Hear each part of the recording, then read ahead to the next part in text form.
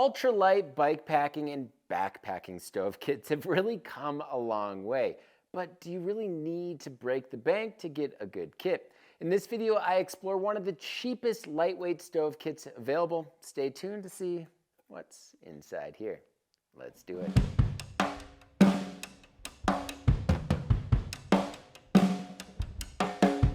So while you certainly can find affordable, say, car camping stove setups that use those larger green Coleman propane bottles, keeping weight to a minimum is crucial for bikepacking and, well, backpacking for that matter. There are some really budget-friendly options like making a handmade alcohol stove. Still, they have some drawbacks like low heat output, wind sensitivity, and, well, the lack of flame control. Canister stoves, while not perfect, are certainly generally quicker to boil water, and the canisters are relatively easy to find here in the United States. I know canister stoves are not nearly as popular outside of the US, so this video might not be as relatable for folks outside of the US, but it's what I've been using on nearly every one of my bikepacking trips over the last few years. All right, so usually when I'm bikepacking, if I'm on an overnighter, I'll either say bring a pre-made meal or maybe a dehydrated meal. And when I'm out for a bit longer, I'll probably cook something that I find in a convenience store like ramen or instant potatoes, or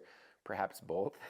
For mornings, it's usually coffee and oatmeal. So all I really need for my stove kit, or all I really need out of my stove kit, is the ability to boil water. All right, so before we get into my cook kit here, I just want to let everybody know that this video is supported in part by Old Man Mountain. Dealing with a jostling and swaying load can be a real headache, but Old Man Mountain racks have you covered, keeping your gear snug and secure, allowing you to concentrate on the trail instead of adjusting a wiggling load behind you. These racks are designed for both small and heavy loads, offering incredible versatility that fits nearly any bike thanks to their fit kits. So if you're in the search for a more secure storage option, Old Man Mountain has a solution for you. So to check out the range of Old Man Mountain racks and accessories, click on the card in the top right corner, or also follow the link in the description below. So when I was looking for budget and lightweight stoves, well, the BRS 3000T was at the top of my list. It weighs a mere 26 grams or 29 grams with their carrying case, basically the size of a small lighter, and it actually packs a pretty good punch. It takes up virtually no space and even comes with a little pouch to store your lighter alongside it. Honestly, there isn't much to complain about the BRS stove. It does the trick, and it has worked as intended in the few months that I've tested it.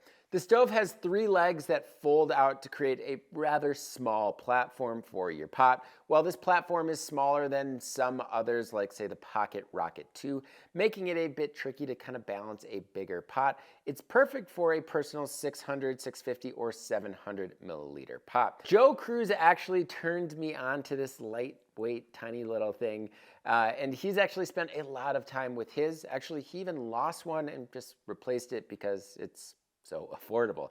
Yes, sometimes it feels maybe a little too light, and the durability probably could be a concern. Still, Joe and I have yet to experience any issues with it. In a side-by-side test with the Pocket Rocket 2, the BRS stove was just slightly slower to boil water by about 10 seconds or so. I ended up boiling 500 milliliters of cold tap water, and it took just under 5 minutes, while the Pocket Rocket 2 boiled it 10 seconds faster with both stoves turned up all the way. All right, so I did notice that the BRS stove is a little bit more sensitive to light winds than the Pocket Rocket 2, but considering it costs less than half of the Pocket Rocket 2, one of probably the best lightweight canister stoves on the market, yeah, I'll take it. And while you can't really simmer with this stove or even the Pocket Rocket 2 all that well, you can control the heat on the flame enough to kind of make a quick meal. But in reality, the primary use case for this stove and any stove like it is really just to boil water. All right, so the BRS 3000T comes in at just $16.90 compared to the nearly $50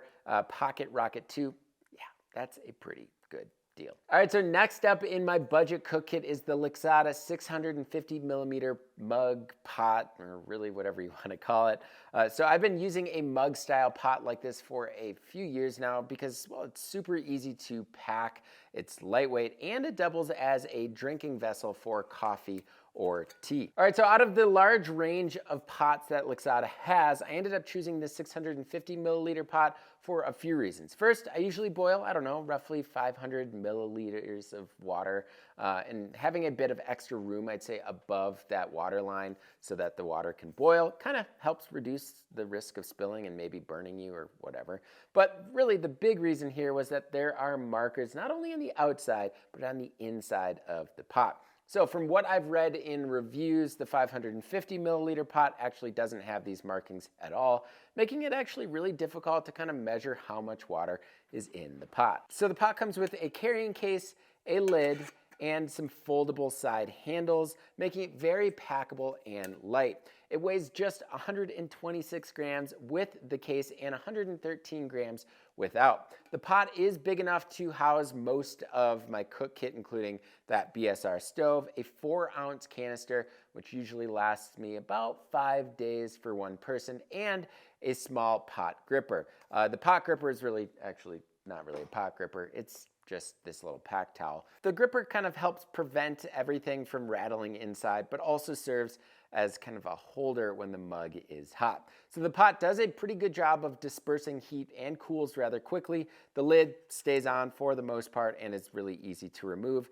And you can actually grip the top while boiling as long as this small little triangle handle is positioned upward. However, I did notice that the handles do get a little hot right after boil, so that's where this little pot gripper comes in handy. So the 650 milliliter size is really convenient. I've used it to boil water for dehydrated meals and even made some ramen inside it. And while it's not the largest container, if you want to get fancy and cook a little bit more of an elaborate meal, that's not really the intent here, but it will do the trick. So this pot was one of the lightest and cheapest ones that I could find. And yes, I've been using that pretty heavy MSR pot, which is pretty durable, and I have a few Snow Peak mugs in my collection, but the Lixada definitely feels of similar quality to the Snow Peak mug I have, but at a fraction of the price.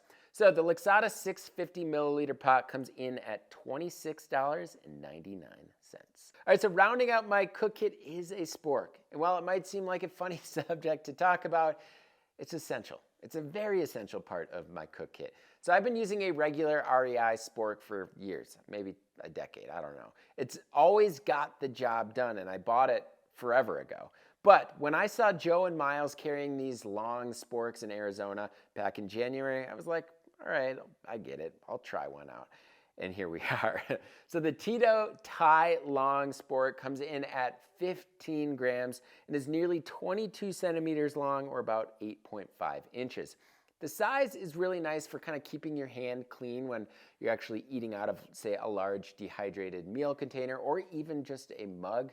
However, it takes up a bit more space, and I found it actually a little bit more awkward to pack in my kitchen kit bag or even a top tube bag, plus it bends a little bit easier. That's all slightly annoying, but it gets the job done. They offer Sporks in a variety of different colors, and you can choose between a Spork or just a spoon. I know plenty of you out there hate Sporks or hate the idea of Sporks, so they do have a spoon option. This was certainly the cheapest Spork that I could find, coming in at $7.99. It's not much lighter or cheaper than other Sporks on the market, but at least it's not made of plastic. All right, so finally, I think it's worth mentioning again that if you really want to save some extra money, you can reuse the same canister by using a fuel transfer device. So I can't tell you how much I've actually saved by doing this, but I think it's pretty significant. So I end up using this flip fuel, but there are cheaper options online that work just as well for transferring fuel from one canister to another. This certainly helps consolidate fuel or allows you to buy in bulk and transfer it to a smaller canister, something that I certainly find myself doing more often now. I've done a full video on how to do this, which will be linked in the description below. All right, so just weighing out the complete cook kit, as I just mentioned, excluding fuel, we have a 29-gram stove with its carrying case, a 126-gram pot with its carrying case, a 15-gram Spork, and 21 grams for a lighter and that pack towel, which kind of doubles as my pot grips. That totals 191 grams and costs $51.88, of course, excluding that pack towel and lighter. Lighters are what, like $3, and well, you could use just a bandana for that pack towel to replace that pack towel. Not a bad deal, in my opinion. So the MSR Pocket Rocket Stove Kit, which comes with a few more, I'd say, bells and whistles, is priced at just under $105 USD. So this setup is half of that. All right, so what do you think about this lightweight stove kit? Are you using something similar? Let me know in the comment section below. As always, thank you all so much for watching. And if you like what you saw in this video and want to see more like it, please hit that subscribe button and notification bell. And if you want to help support this YouTube channel, everything we do at BIKEPACKING.com, you can do so by becoming a member of the Bikepacking Collective. The Collective offers a lot of awesome perks, including industry discounts, monthly giveaways, and the twice-yearly Bikepacking Journal. So to learn a little bit more about the Bikepacking Collective or to join, you can click on the card in the top right corner or else follow the link in the description below. As always, thank you all so much for watching, and until next time, pedal freely.